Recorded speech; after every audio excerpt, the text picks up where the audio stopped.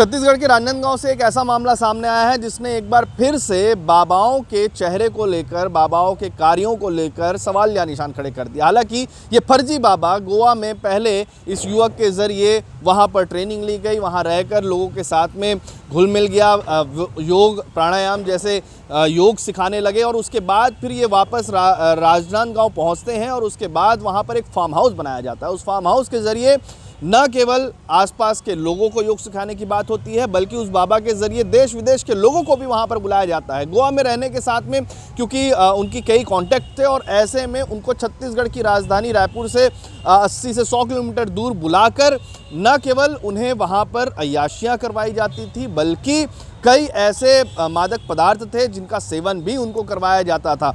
इसके अलावा भी एक और बड़ा खुलासा यहाँ पर सामने आ रहा है कि विदेशी नागरिकों से पैसे की फंडिंग भी इस जगह को चलाने के लिए की जाती थी। बेसिक ये अय्याशियों का अड्डा था। पुलिस ने वहाँ पर छापेमारी में कई ऐसे सबूत हासिल किए हैं जिसमें न केवल सेक्स टॉयज़ मिले हैं, उसके अलावा गांजा, नशीले पदार्थ और इसके अलावा लड़कियों के वीडियोस भी पुलिस को यहाँ पर मिले हैं, जिसमें विदेशी लड़कियों के साथ में जो कथित बाबा है, जो बहरूपिया है, वो नज़र आ रहा है। लेकिन इसका काम क्या था? क्या वाकई में वो योग सिखाने के नाम पर वहाँ पर अय्याशियाँ किया करता था? किस तरीके से लोगों को वहाँ पर बुलाया जाता था? लोग वहाँ पर क्या करने के लिए आते थे? ये तमाम खुलासे पुलिस बाद में करेगी। लेकिन फिलहाल चौंकाने वाला जो छापा है पुलिस ने यहाँ पर मारा है और जो बाबा के उस कथित बाबा के जो फार्म हाउस से सामग्रियाँ बरामद हुई हैं, जिसमें कई अश्लील सामग्रियाँ भी थी, उनको बरामद किया गया और उसके ज़रिए अब पुलिस जो है वो जांच कर रही है कि आखिरकार इनको फंडिंग कहाँ से मिलती थी, किस तरीके, कहीं ये सेक्स रैकेट में इन्वॉल्व तो नहीं थे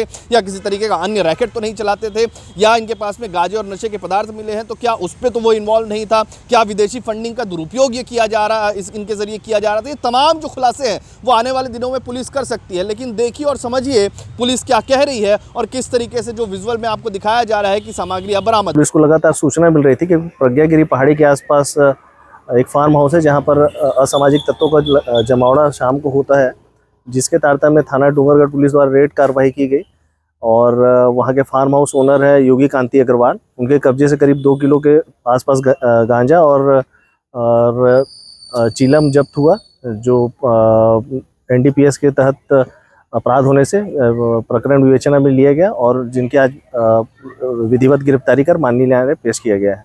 जी सर, पूछताछ में और कौन सी बातें जो निकलकर सामने आई हैं, जो अलग अलग राज्यों और देशों से उनका संपर्क बताया होना, ऐसा कुछ जानकारी निकलकर सामने आई? प्राथमिक रूप से उनसे पूछताछ किया गया तो उन्होंने बताया कि विगत 20 वर्षों से वो गोवा में निवासरत थे और विभिन्न यूनिवर्सिटी से उन्होंने योगा का उपाधि उन्होंने ली है और कुछ विदेशियों को भी वो ट्रेनिंग देने का काम करते थे और उसी प्लान में वो डूंगरगढ़ आए थे और यहाँ पर अपना योग आश्रम को डेवलप कर रहे थे।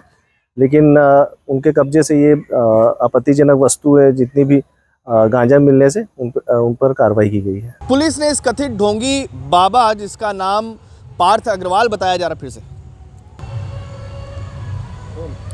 पुलिस ने फिलहाल कथित ढोंगी बहरूपिये बाबा को गिरफ्तार कर लिया है। तरुण अग्रवाल इसका नाम बताया जा रहा है। बताया जाता है कि डोंगरगढ़ के इस इलाके में पहले ये PCO चलाने का काम करता था और उसके बाद जब गोवा जाकर वहाँ पर बस गया, वहाँ पर योगा सिखाने के नाम पर लोगों से कनेक्शन हुए, उसके बाद नशे का आदी होने के साथ में नशे का सौदागर भी वो हो गया और उसके बाद वो वापस छत्तीसगढ़ आता है। राजधानी रायपुर से करीबन 100 किलोमीटर दूर राजनांदगांव वो जाता है, वहाँ पर एक फार्म हाउस बनाता है और उस फार्म हाउस को केवल अय्याशियों का अड्डा बनाता है। फिलहाल इस ढोंगी बाबा को गिरफ्तार कर पुलिस पूछताछ कर रही है। कोई वीडियो उसमें सामने आए हैं जिसमें बाबा जो है वो विदेशी नागरिकों के साथ में न केवल नाश्ता गाता हुआ, गांजा पिलाता हुआ नजर आ रहा है, बल्कि कई और तथ्य भी पुलिस के पास में सामने आए हैं जिसमें फंडिंग की बात भी सामने आ रही है। ऐसे में विदेशी फंडिंग, विदेशी नागरिकों की सुरक्षा का लिहाज से पुलिस जाँच कर रही है। इसके साथ में इस ढोंगी बाबा ने और किस तरीके के कामों में हाथ बटाया हुआ था या किस तरीके के कनेक्शन इसके थे, क्या वाकई में ये बड़े पैमाने पर ड्रग्स या